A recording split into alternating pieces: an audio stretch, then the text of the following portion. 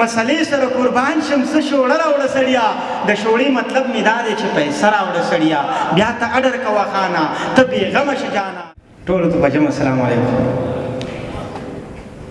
چې ډېره مزه څه کې ده قربان پته به لګي، چې ډېره مزه څه کې د قربان پته به لګي، د ژوند د غلامۍ که د زندان پته به لګي. چې ډېره مزه څه کې ده قربان پته به لګي، د ژوند د غلامۍ او د زندان پته به لګي.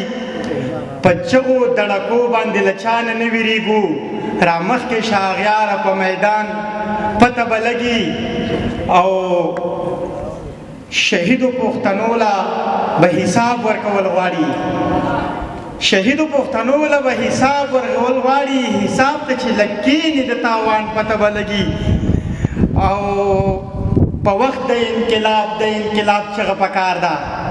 وقار جانه دا شعر د تا د ډالۍ وي. په وخت د انقلاب چغه پکار ده، د ځوان پته به لګي، د پیزوان پته به لګي.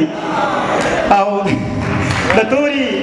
د تورې شپې جګړه وه، سحر کې به خبرېږو، د سپو پته به لګي، د کاروان پته به لګي. او د وخت دا تقاضې دومره نازکې وي لیواله، د وخت دا تقاضې دومره نازکې وي لیواله، غربت چې کله راشي د جانان پته به لګي. نجیم صاحب دغه نظم ته راځمه. د دې ښار نظام بدل دی عاجزه، د دې ښار نظام بدل دی. په دې ښار کې که اوسېږي، دې بازار کې که اوسېږي، نو بیا لږ راشه زما خواله، ځان خبر که کلیواله د دې دور د نظام نه، د دې ښار د انتظام نه. د ستا هر یو کار به کېږي، د ستا هر سنګار به کېږي. تا ته څه نه مسله ده، مسله راوړه سړیا، مسلې سره قربان شم څه شوړه راوړه سړیا. د شوړې مطلب مې دا دی چې پیسه راوړه سړیا بیا ته اډر کوه خانه ته بېغمه شه جانانه. هر یو فن دلته چلیږي، چال چلن دلته چلیږي، بس دروغ دلته کې وایه دروغجن دلته چلیږي. د دنیا واړه فریب به یقینا دلته چلیږي، بس کردار مردار یې څه کې رنګ روغن دلته چلیږي. بس کردار مردار یې څه کې رنګ روغن دلته چلیږي. دلته نار هر یو سړی دی او ملک ټول اړی ګړی دی. دلته چل دی، چل کې ول دی، د دې ښار نظام بدل دی. هر یو غل دلته صحیح دی، هر صحیح دلته کې غل دی.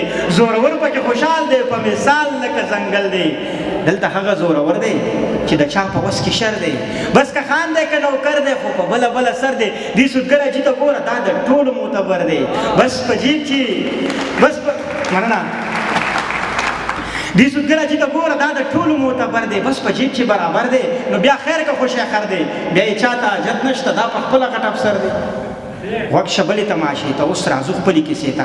ته که ژوند تېرول غواړې او ځان په خلکو منل غواړې، نو بیا غوږ شه کلیواله، ځان خبر کله اخواله.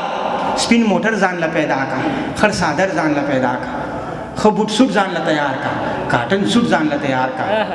سوړوکی روزګار جوړ که، سوړوکی بیګار جوړ که، ښه ښایسته تسبیح پیدا که، سلک ډېر اعتبار جوړ که. سو دوستان ځان له پیدا که، سو یاران ځان له پیدا که. ستا دپاره چې قسم خوري، سو کسان ځان له پیدا که. بیا مزې کوه عاجز شوي مننه. ستا دپاره چې قسم خوري، سو کسان ځان له پیدا که. بیا مزې کوه عاجز شوي، تش په توره جنتي شوي. دغه ټول ستا مریدان شو، ته د دو ټولو کافي شوي.